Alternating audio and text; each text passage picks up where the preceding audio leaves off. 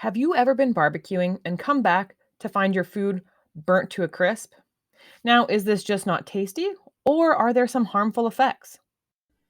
This chapter is about organic chemistry and the environment. So, we're going to start with the most basic structures involving carbon and hydrogen. So, organic chemistry is the study of complex carbon based molecules, and these are most of the life forms on Earth and most of the molecules that are formed up on Earth.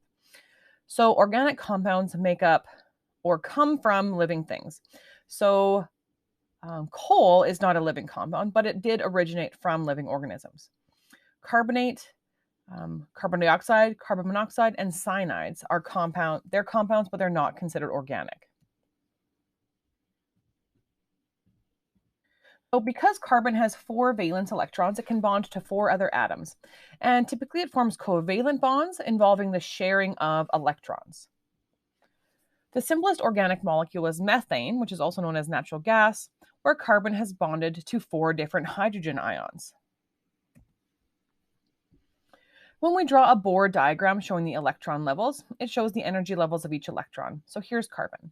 So it has 2 electrons in its inner energy level and 4 valence electrons. The Lewis structure shows only the valence electrons. So again, there would be 4 valence electrons that are bonded here to 4 hydrogen ions. In the ball and stick model, this shows the position of the atoms and the locations of the bonds. So we can see that the hydrogen atoms or hydrogen ions that they've been bonded are equidistant apart because they would be repelling each other from their charges. The space-filled models show the space that's occupied by each atom, including its electrons. So we can see that those electron paths don't interfere with one another on the hydrogens.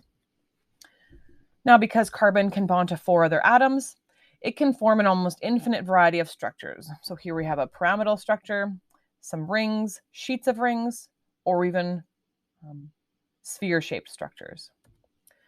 Now, because of the versatility of the carbon atom, we have a lot of diversity of life. So we have everything from single-celled organisms to multi-celled organisms, from plants and animals to bacteria, viruses, and fungi.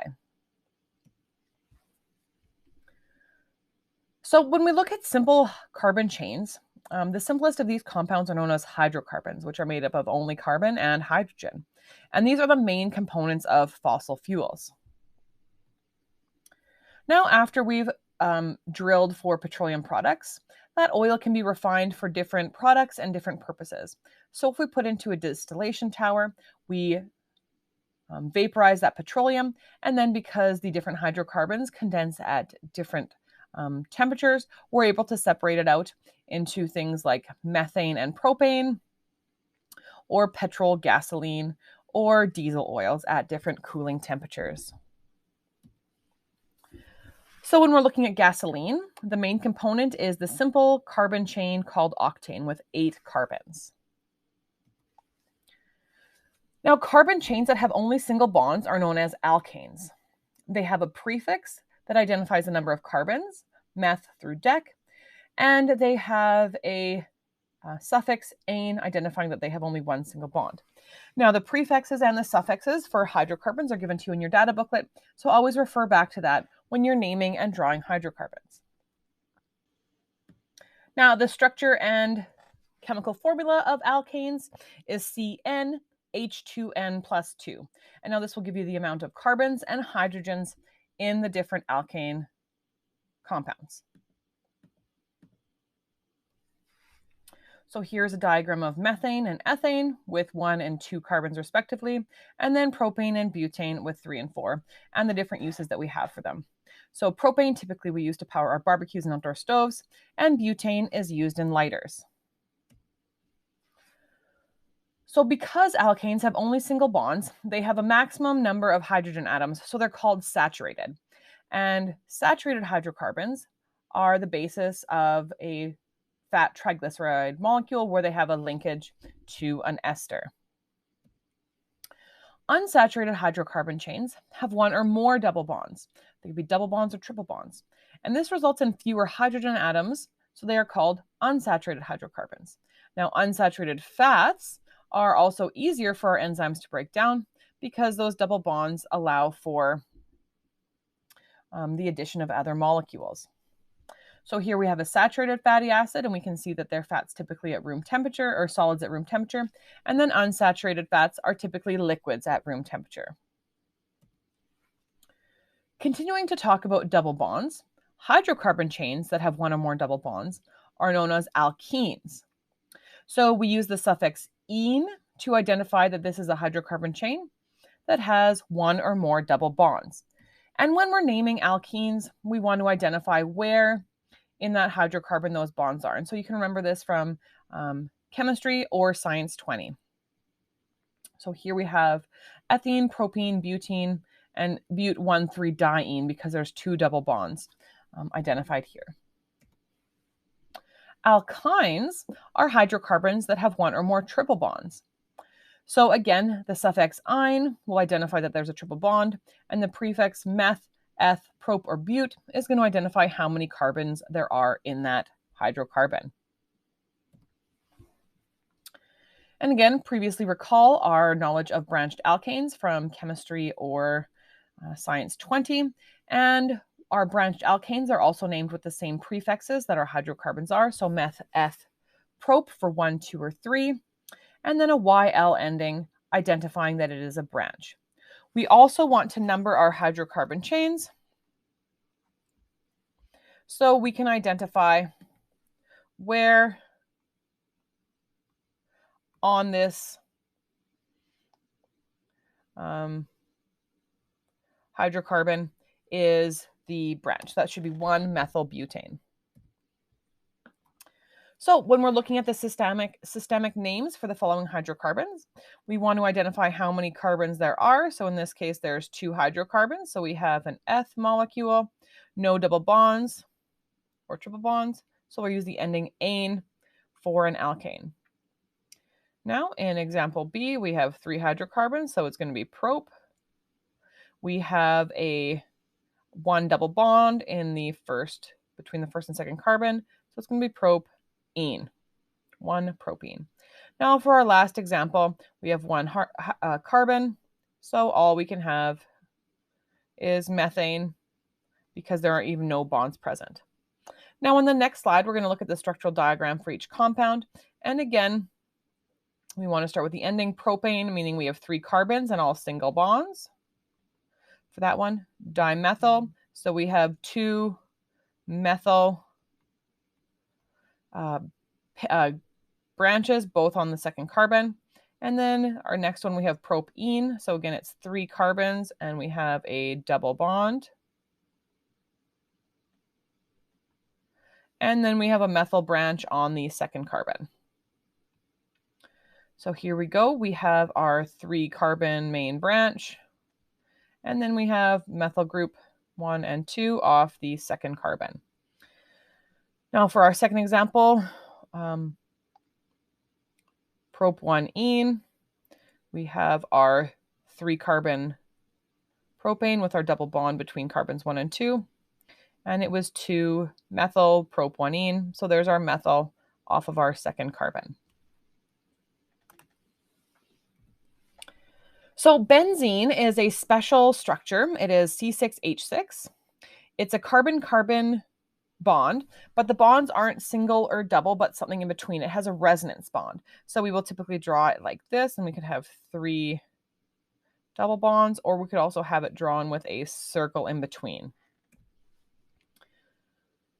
So benzene can also be called a ringed or a cyclical hydrocarbon. It's found in gasoline, and it's also used to make polystyrene. And so this hexagonal shape is formed by 6 carbons and 6 hydrogen atoms or other atoms. It can also be called phenyl rings or aromatic rings as well. So the 3 different ways we can draw benzene rings, we have those 3 double bonds. We can add the carbons and hydrogens. We can have a simplified structural diagram with no carbons or hydrogen letters, or we can simply have the hexagonal shape with a circle inside of it.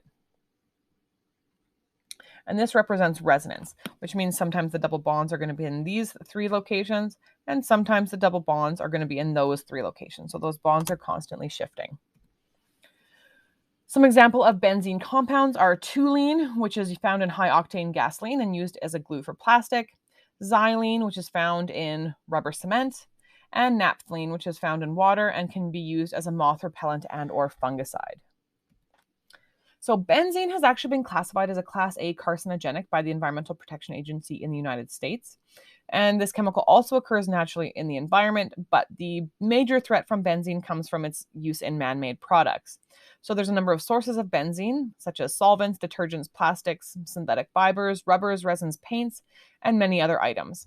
Now, benzene can also be found in cigarette smoke and within the petroleum industry. So we actually have a greater likelihood of being exposed to benzene inside our home compared to outdoors. So glues, paints, and solvents are common sources, and it's also present in both tobacco smoke and vehicle exhaust. So in tobacco smoke, because it's at a low temperature of combustion, this produces carcinogens that include benzene and a polyaromatic hydrocarbon called benzophenanthrene. Now, benzene has some very serious health risks. The acute or short-term ones can be neurological symptoms such as dizziness, drowsiness, and headaches, blistering, irritation to the eyes and skin, and respiratory problems. In larger doses, we can also have vomiting, dizziness, convulsions, and even death.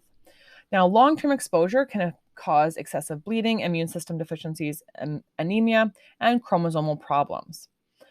These chromosomal problems can then cause a cancerous effect, including a greater risk of leukemia.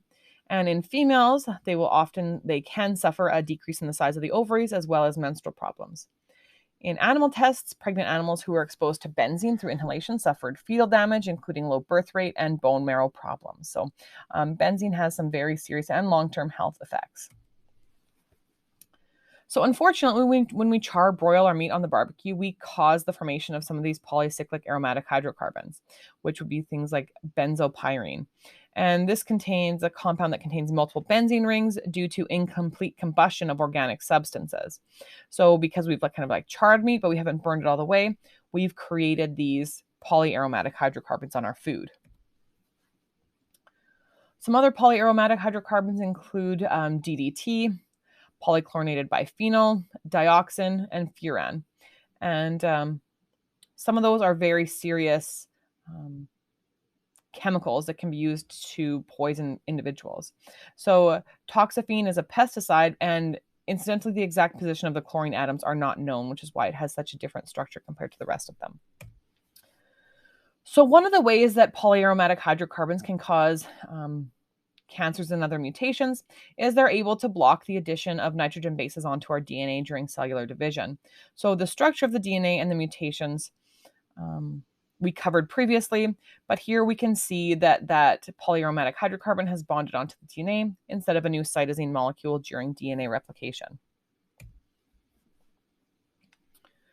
Now, benzenes and other volatile organic carbons are present in gasoline, and due to gasoline leakage, they can either contaminate service water, table water, and possibly contaminate drinking water, which is why you'll see lots of gas stations say prevent runoff and don't top up, because they don't want you to overfill your gas tank and have it leak down onto their concrete and then run off into the water. Also, locations where gas stations had been in the past, you're often not allowed to develop certain projects on them because of the risk of leaking gasoline into the ground below that property. So many benzene-containing molecules are considered to be persistent organic pollutants. So these are pollutants that undergo biological magnification. So as you move up the food chain, they ended up increasing in concentration.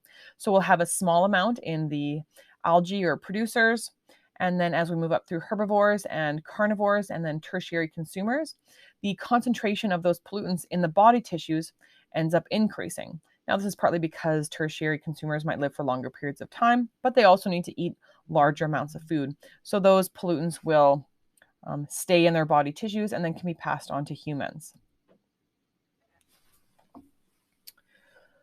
So previously, we talked about hydrocarbons with the addition of other hydrocarbon branches. But now I want to talk about adding different functional groups onto a hydrocarbon. So this is the arrangement of atoms or groups of atoms other than carbon and hydrogen to an organic molecule. So we're going to talk about halogens, and then we're going to talk about alcohols, as well as esters and carboxylic acids. So halogenated hydrocarbons are the second from the right column on our periodic table. And this includes things like chlorine, iodine, bromine, and fluorine. And we can add these onto our hydrocarbons. So one important group of halogenated hydrocarbons is the chlorofluorocarbons, or CFCs. And this was invented in the 1920s to replace the toxic compounds that had been used in refrigerators and air conditioner systems. So it's a very stable coolant at surface level. So when we used to have refrigerations, there was deaths that were attributed to leaked refrigerants because those refrigerants were unsafe. And the safety of CFCs was discovered when people would inhale the CFC freon gas and then blow out a candle with the same exhaled gas. So we know it's very stable and it was non-toxic. And because they were stable and non-toxic, they were also used as fillers in aerosol cans because they were non-reactive, again, at ground level. So chlorofluorocarbons are one type of halogenated hydrocarbon, and we're going to take a step into practicing naming halogenated hydrocarbons. So the first thing we're going to do is we're going to name the parent chain. Now it could be an alkane, an alkyne, or an alkene. We're going to find all the halogen atoms on the molecule and determine the appropriate prefixes to those halogens. So if it's a fluorine, it would be fluoro, chlorine, chloro, iodine, iodo, and bromine, bromo. And then we're going to communicate with a number where each halogen appears on the parent chain. And again, we want to have them in as small numbers as possible. So one of the many refrigerants developed was tetrafluorochlorine. So we're going to write the systemic name for this. So we're going to write the parent chain, which is methane. There's only one carbon in CH4, so we're going to identify it as methane. Now, because there's 4 fluorine atoms, the prefix is tetrafluoro. We don't need to identify where they are on that carbon chain because there is only one carbon atom. So we'll have tetrafluoromethane.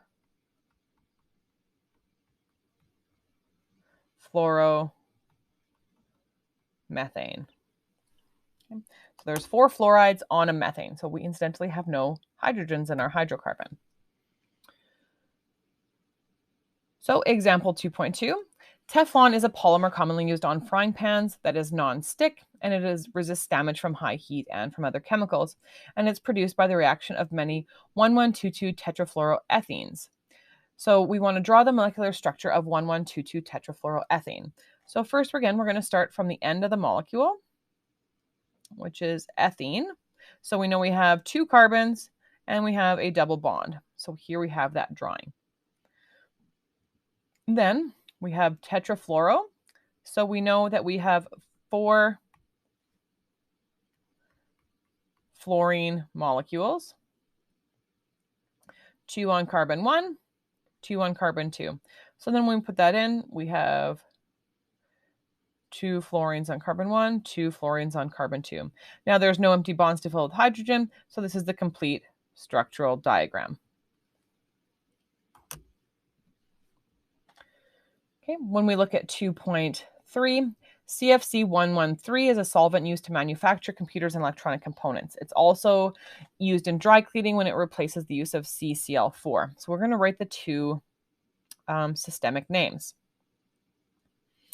Okay, so we have 2 carbons, no double bonds. So we're going to write ethane. Okay. We want to write our halogens in alphabetical order. So we're going to do the chlorines first. So I'm just going to label this one 1, this one 2. So we're going to have 1, 1, 2, trichloro, 1, 2, 2, trifluoroethane. So a very long name, but it says we have 3 chloros on carbon 1, 1, and 2, and 3 fluoros on carbon 1, 2, and 2, and our base is ethane. Okay. Now when we look at CCl4, we're going to have a methane because we have only 1 carbon, and then it's going to be tetrachloroethane. chloromethane because we have 4 chlorines on that methane. So here's another breakdown of that. Again, we want to determine the parent chain, determine the prefixes. We have trichloro and trifluoro on the first one and tetrachloro on the second. Show where on each halogen they appear, where each halogen appears on which carbon, and then put it all together. Now back to chlorofluorocarbons and ozone depletion. So in the early 1970s, scientists discovered that the ozone layer was becoming depleted. In the stratosphere, there's a natural concentration of ozone, and it absorbs and reflects harmful ultraviolet rays from the sun, so UVA, B, and C. So ground ozone layer is a pollutant because it can irritate the lungs and inhibit photosynthesis, but in the stratosphere, it's an important way that we protect this living structures on the Earth's surface. So here we have the troposphere, followed by the stratosphere, and then the mesosphere at the end. And the stratosphere is the natural protective ozone layer. So UV is known as ionizing radiation because it can disrupt chemical bonds, which can alter our DNA. And so long-term effects of UV radiation on our skin can include, well, short-term sunburn, long-term DNA damage, and skin cancer.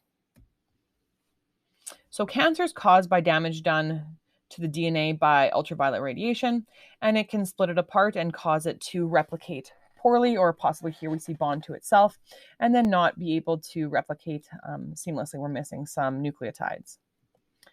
So in the 1980s, we were able to take satellite pictures showing a decrease of the concentration of the ozone layer, particularly over the poles. Now, this isn't where the most CFCs were used, but through atmospheric winds, this is where the CFCs that were released on the surface of the Earth ended up concentrating in the atmosphere. Now, when those CFCs came in contact with solar radiation, that UV radiation was able to break apart a chlorine atom from our CFC. So now there was a free radical of chlorine floating around in the ozone layer. So when that chlorine atom collided with ozone molecules, it took one oxygen to create a chloride monoxide and left the ozone to form an ordinary oxygen. Now, when a free atom of oxygen describes with the chlorine monoxide, that oxygen atom made oxygen, an oxygen molecule, and the chlorine atom is free once again to destroy more ozone. So rather than free oxygen atoms combining with oxygen molecules to form ozone, they ended up forming more oxygen molecules from that chlorine monoxide. So we had the slow destruction of the ozone layer, which then is going to reduce the amount of protection we have on the surface of the Earth from harmful ultraviolet radiation. So when we look at the wind patterns around the surface of the Earth, we can see that we have prevailing westerlies that take lots of air from the center of the continents and move it towards the poles. And so this is how lots of the CFCs ended up concentrated around the North and South Pole, creating holes in the ozone layer in these locations. So there are some other halogenated hydrocarbons in synthetic products, things like plastics, fire retardants, paints, and cleaning supplies, all contain halogenated hydrocarbons. So these are, again, hydrocarbons that have chlorine, fluorine, bromine, and iodine. So one of them is DDT, which is used primarily for mosquito control. Polychlorinated biphenyl, which is used in older electric transformers, which is a PCB. So that's a compound that will typically bioaccumulate in the food chain. Dioxin, furan, and toxaphene, which again is a pesticide. So biomagnification occurs when these chemicals can't be removed from living tissue. And as we move up the food chain, the organisms ended up with a higher and higher concentration of chemicals in their tissue. So what starts as a low concentration in the environment ends up in a high concentration in, say, northern pike or birds that eat fish as their prey source.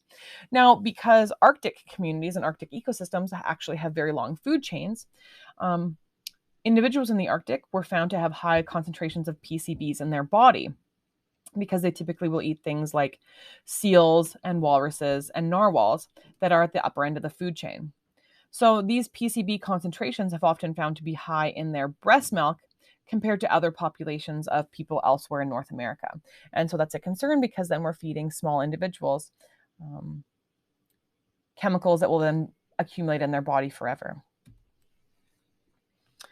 Now, we need to have chemical facilities that are capable of getting rid of some of these compounds. So, Alberta has a Swan Hills Hazardous Waste Treatment Facility that is able to break down chemicals such as CFCs and halogenated hydrocarbons such as polychlorinated biphenyls. And lastly, here's just another diagram showing how the prevailing winds, as they move over the land masses in the northern hemisphere, can move these persistent organic pollutants or forever chemicals to the North Pole, where they become more concentrated and can bioaccumulate in their food chain. I hope you enjoyed today's lesson on hydrocarbons. Take care.